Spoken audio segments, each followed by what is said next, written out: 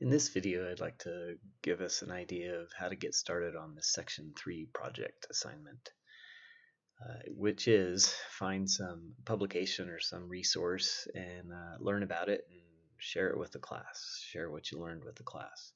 This isn't just a read and regurgitate or just tell us what you read, but tell us what you learned more. So this video is going to just give you an example of how to approach the assignment. I'm going to use one of these links. You can use the Sound College Library databases. I don't know if you've used those before, but we'll go over that also. But I'm going to use one of the other links. You can use the nasa.gov. They have some experiments. Those are kind of sparse, and you might have a tough time finding some information on some experiments conducted on the International Space Station. So I'm going to go to the Forest Products Laboratory, which we've used before, or we've referenced before. So if I click on that link, there are some different categories off to the right right away. So under one of these you would pick, I'll go ahead and just pick Advanced Composites. Okay, doesn't give you a lot of information here, but on the right, again, recent publications and presentations might be a good link to go to. And it gives you a list of nice links here. I'm interested in this thermal properties of extracted and delignified wood flour for use in wood plastic composites. We had talked a lot about composites, and so wood is a composite in and of itself. And so it seems like an interesting one. So if I want to view the PDF, if you're using the Chrome browser with Adobe Acrobat, it just opens right up. I've already opened this in Acrobat. You can just click on that, and the reason I would do that is so I can mark it up with some comments and some highlighting, which I've done. So the abstract is a good place to start. This basically summarizes the experiment that was run. In this case, I'm just marking some highlighted notes here, but to read this abstract would take a little bit of time, but to understand what is going on. But basically, they take out some what they call extractives out of wood and the lignin as two separate parts of wood that they remove, and look at the properties of the wood flour, which is explained later also. So kind of interesting. The wood flour, if you imagine flour just made out of wood, it gives you an idea of what's going on. So they study it and see what the effects of extracting some of the residuals and also lignin out of it, and what it does to the wood flour. In the introduction, they talk about, and so I've highlighted some of these things, and this is what I would do in my presentation, whether it be in a video just like this or in a PowerPoint or something. I would explain that wood filler in plastics is kind of a growing industry. It's being studied more and more. The benefit basically of wood filler is more strength.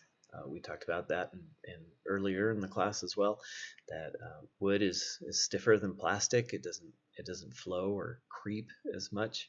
So relative high strength and stiffness, flexibility because it's flour. You can form it like plastic, in other words. So it also provides an outlet for the use of waste wood products. So that has another advantage there. Reading on, there's some problems with it. Plastics as well as wood degrade with temperature, so thermal degradation of wood filler and the plastic matrix contribute to thermal degradation of both, basically the composites, the wood plastic composites, or WPCs. But no publications have been found to investigate the effects of extractives and lignin on the thermal stability of wood plastic composites. So that's the crux of the whole experiment. Reading on, The thermal stability was evaluated for the control wood flour, and treating it with solvents to extract or delignify this wood. So they go into what wood flour is and how they extract it. They don't really explain it that much, although they do talk about using toluene ethanol, acetone water, and hot water to extract uh,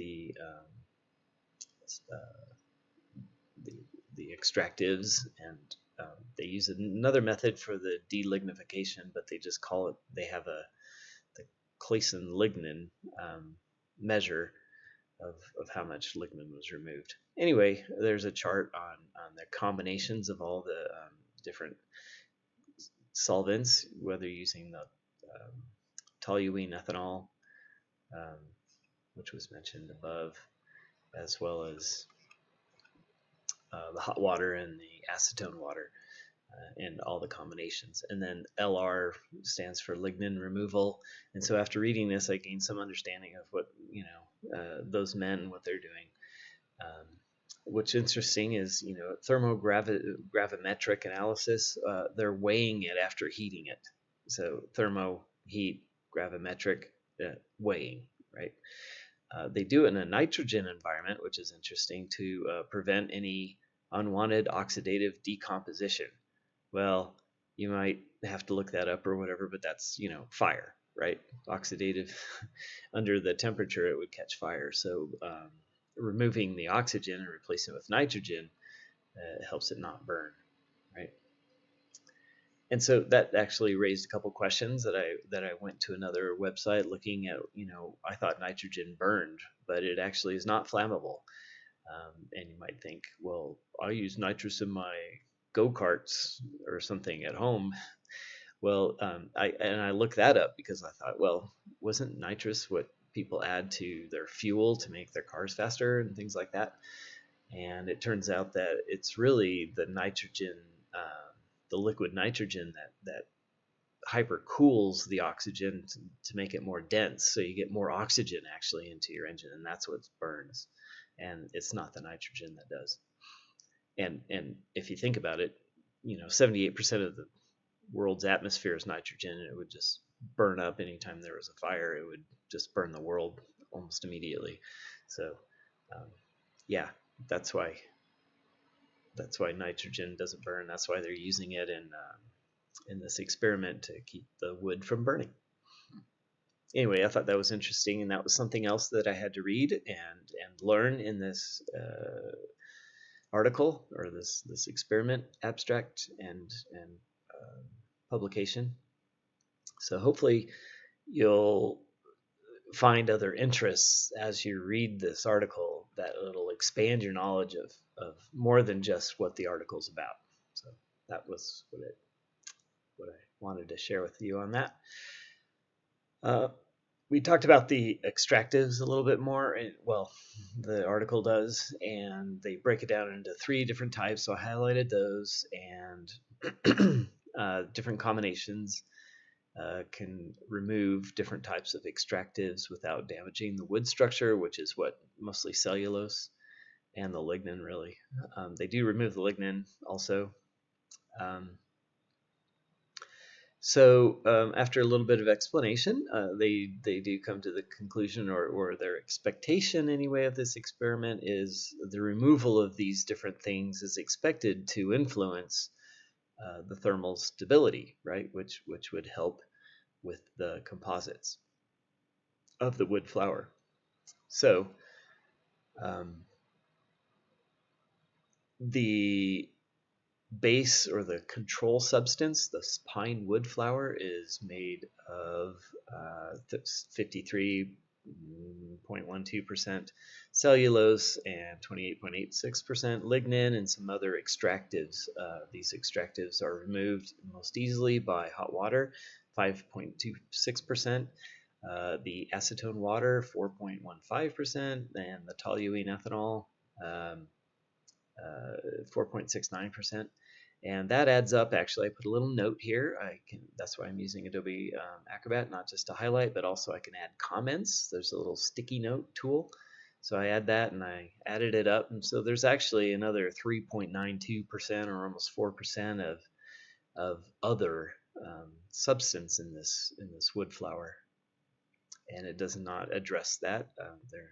There's other things that aren't extracted or that can't be extracted from these three methods and their combinations of them. Okay, so they talk about the wood stability um, at different treatments, right? So here are all the different ways you can treat it, and these are here's a graph of the um, the mass, or how much mass it loses basically over temperature. And so from the first, just looking at the graph, and this is what, the words above and below are explaining, is that the evaporation happens mostly from 200 to 300 degrees, and then it sharply drops between, I don't know, 3 something and 450. Yeah, and so yeah, I didn't highlight that, but there's that range where the um,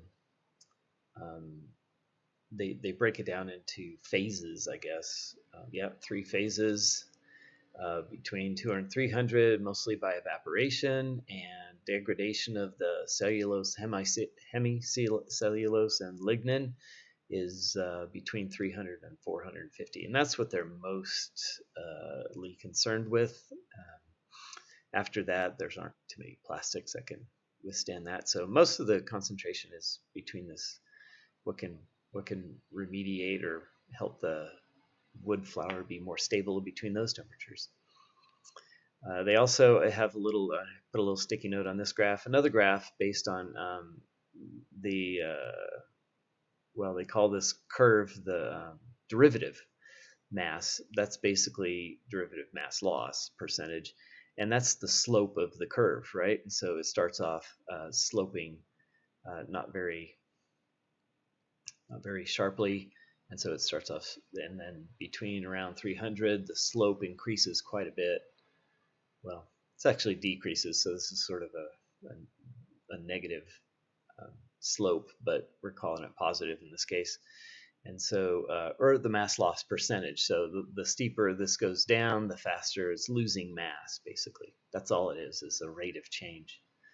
Okay, and that is negative of that slope, basically, because that's the mass percentage and how it decreases. Anyway, that was an interesting one. I had to think about that and look at that for a while to understand it. So yeah, and so that's a graph of, that was my explanation of it. So just moving on, it's getting a little long, but I do expect that you would spend some time reading and understanding and looking up terms and trying to come to grips with what the experiment's saying.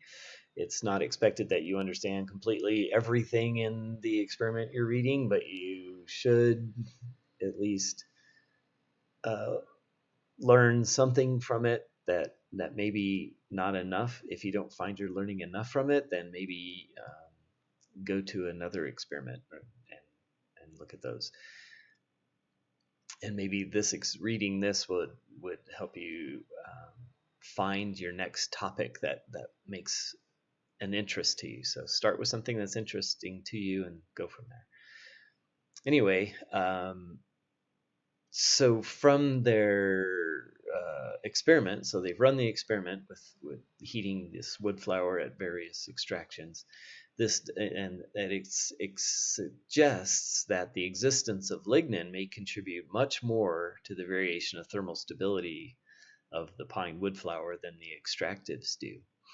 So what they mean, and they show it by another chart, and I highlighted the highest initial temperature where it starts dropping off is just under 300 degrees, whereas the control was, nearly 30 degrees, just about a little more than 30 degrees lower, where it started losing mass a lot faster. So this tells us that just removing the residues or the extractives had a bigger impact, and whereas removing the lignin destabilized it a whole lot more. And so that leads to this little sentence here that says that lignin makes the wood a whole lot more stable. Removing it makes it a whole lot less stable. That's basically all it's saying. and using an experiment and looking at the different ways removing the lignin and some extractives and how that can help.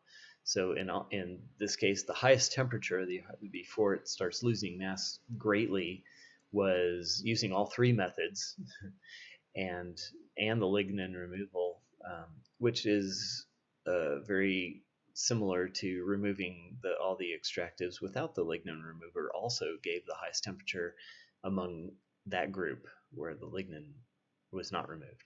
Anyway, interesting and finding. Then they talk about the reasons why or the implications of it.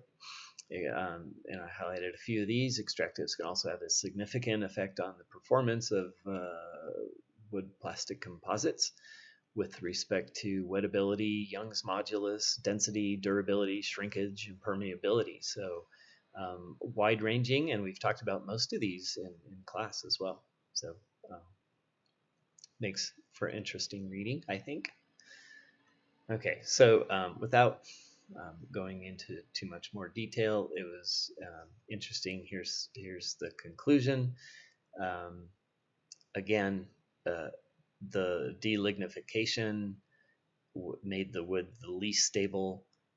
Just removing the extractives led to an improved thermal stability. So there it is.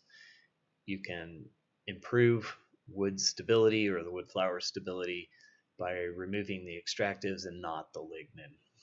So there it is. And then there's some references. If I was more interested in some of these other statements, I can look at the references and go further in the research. But anyway, this is what I would present. I wouldn't just make a video of this, me explaining what I read. I would make a PowerPoint, or I would maybe try to do this experiment, redo the experiment in my own lab. This would be very difficult to do, so I wouldn't do that. Might make if I could find some wood flour, maybe I could composite it with some epoxy and some other plastics to see how their stability. What turns out that we have some 3D printer filament that has wood flour in it, so that makes it all very interesting as well. So that's how I would get started.